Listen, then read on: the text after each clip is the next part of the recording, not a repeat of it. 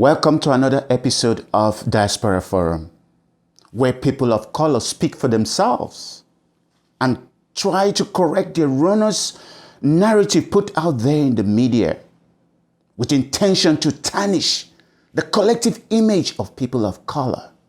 We must point out that miseducation is a weapon against people of color and point it out for what it is. We must debunk it. We must show it for what it is. So to do this, please join me. Join me as we do this by clicking on the button below. Please subscribe and let our message go out. If anybody doubts your validity, if anybody doubts what you have done to contribute to the civilization of the world, let the person please go turn the pages of books and read about Egypt. Read about the civilizations in Africa before even the world knew how to read and write. About the Kush Empire, about the Sundiata Empire. Read. Please see what Egypt has contributed to the world, and that is Africa. Like I said, to do this, please click the button below and subscribe so we can tell the world who we are as a people. We got to know where the rain started beating us to know where we are going. We have to have direction. And the topic of the day is, why are people of color, yes, people of color in America angry? Now, this is not America alone, because we have to look across the spectrum. Look at what is happening in Brazil. The same phenomenon is across the world. Look at what is happening in Australia. Look at France. We saw the rioting. We saw what happened in France in 2018. Look at what's happening in the UK. The same way as they suppress the people of color across the world. Not to talk about the United States. It hurts because the government of the United States have disappointed us. They've let us down. They've left people of color down. And that is why they're angry. And you know what? When people of color protest institutional racism, when we protest police profiling, police brutality, when we protest suppression of voting rights, when we protest equality for all, the President of the United States then says, when looting starts, shooting starts. Really? So what happened? How do we describe the actions of our forefathers, of the Quakers when they left United Kingdom to come to United States? What do we say about the IRA? Do we call them terrorists? Do we call them thugs? Do we call them vandals? Or do we think that their freedom struggle was subversion? Else, that's exactly the same tag we would call our founding fathers. That's what we call IRA. But when it becomes people of color, then we are called thugs, we are called looters, we are called vandals, we are subversive. When the government of the United States, repeat, the government of the United States of America, through the FHA, the Federal Housing Authority, intentionally created segregation. Look at the housing. Yes, go back to the 1930s housing policies, the redlining. That is what we are protesting against. Look at our neighborhoods. We don't like living in filth. We don't like, look at our kids. Look at the kind of schools they go to. Look at your schools. Look at Caucasian schools. Look at people of color schools. America is the only society that's so segregated. Why? We're not asking for integration just for the sake of integration. We're asking for integration for the sake of opportunity, for the sake of equality, because this is our tax money. Repeat, the same tax money that legislatively have gone to one side and neglected the other. That is why people of color are mad in the United States. And then it will still move over one day to Brazil. The same way they treat people of color there. It will still move to the same way in France. It will still do the same thing in Australia. Because guess what? Injustice anywhere on the face of the earth is a threat to justice everywhere. We are all concerned about this, and it's time to change this. Because this was man-made. It can't be redone. Our children need the same opportunity like every other person. We need the same opportunity in jobs. We need the same opportunity in life. We need the same opportunity to vote, to cast our vote as people. It should not be repressed. It should be supported. These people of color across the world, particularly in the United States, are so angry with the system. It can be done right. Because like we said, hey,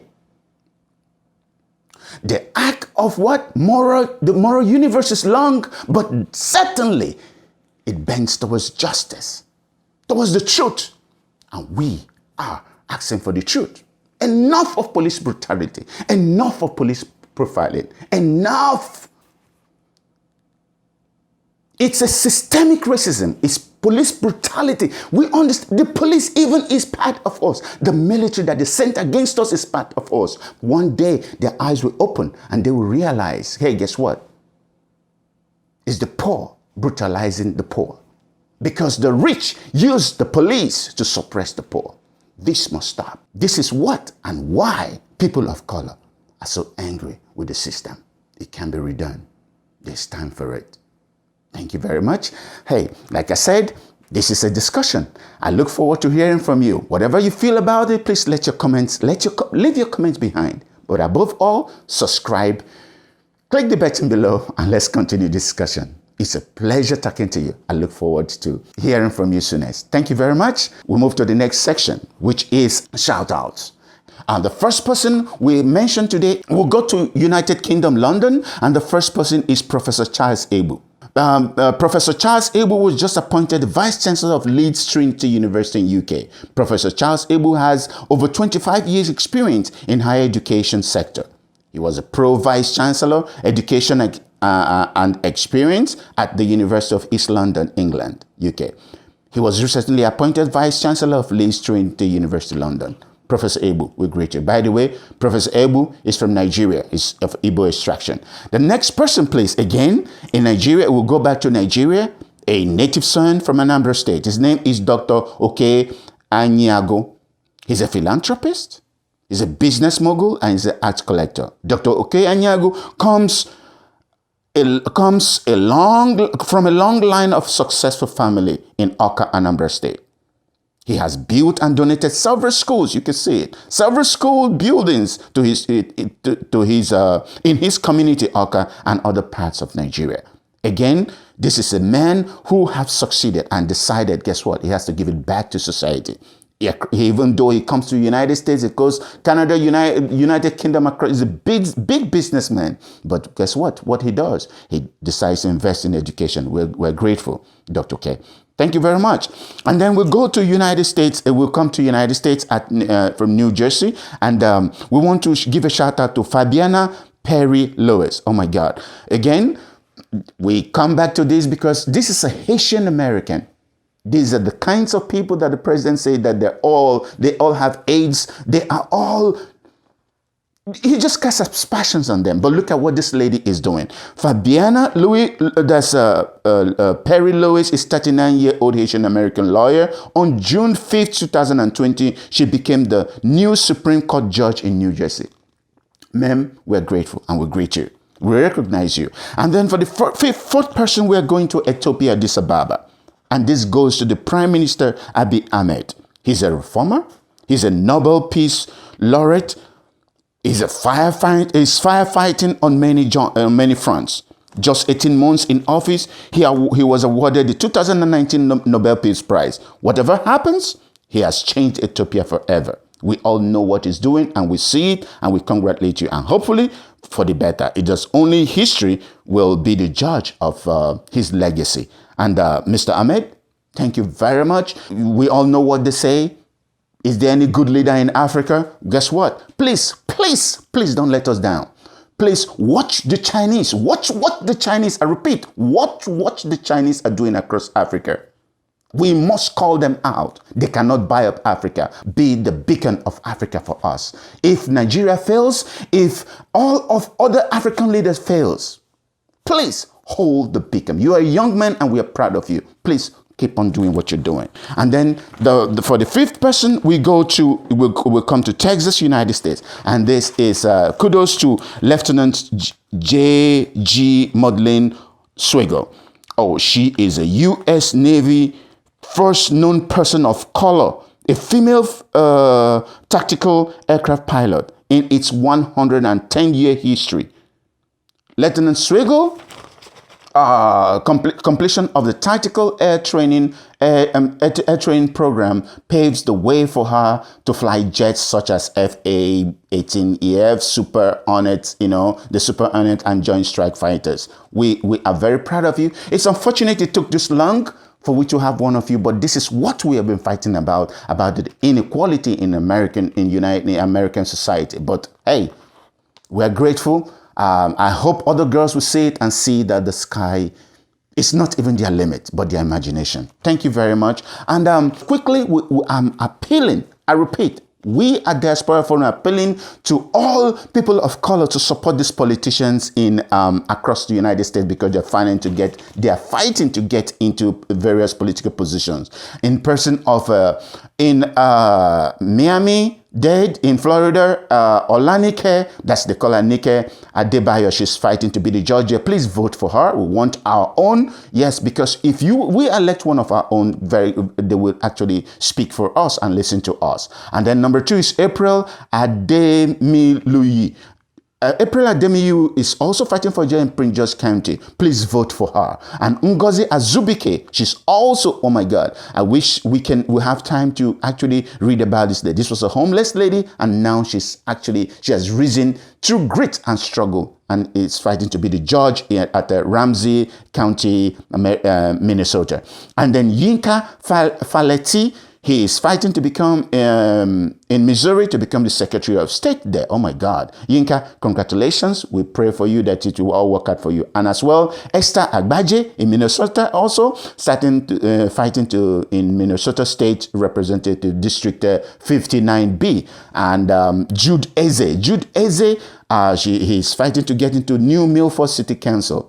Please vote for them.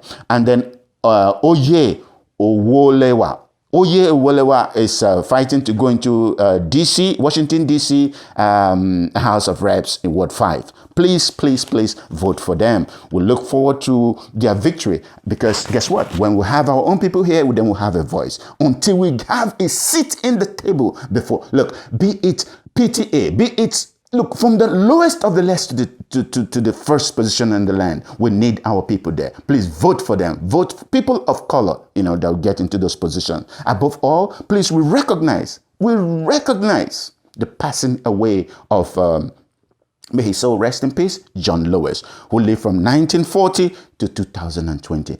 As I speak, we still mourn him, and he will live forever in our hearts. Thank you very much. Thank you very much.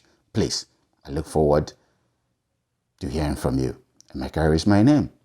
The next segment will be the proverb of the day, and then we'll be done for this episode. Thank you very much. Remember, click the button below and subscribe to our YouTube channel. This is the text segment, the proverb of the day. Take a look at that. Our ancestors tells us that one whose seeds have not sprouted does not give up planting. We took this from Kenya. What a worthy thing to say. Do not give up. Do not give up planting. Please don't, not now. For one whose seeds have not sprouted does not give up planting. Remember, COVID is real. Wash your hands. Maintain distance. Wear your mask. Wear your mask regardless of what people say. It will give us this opportunity to save us. Thank you very much. That's it for today. I look forward to hearing from you. Please subscribe. Like our YouTube channel. We look forward to hearing from you. Have a wonderful week. God bless. Emeka is my name.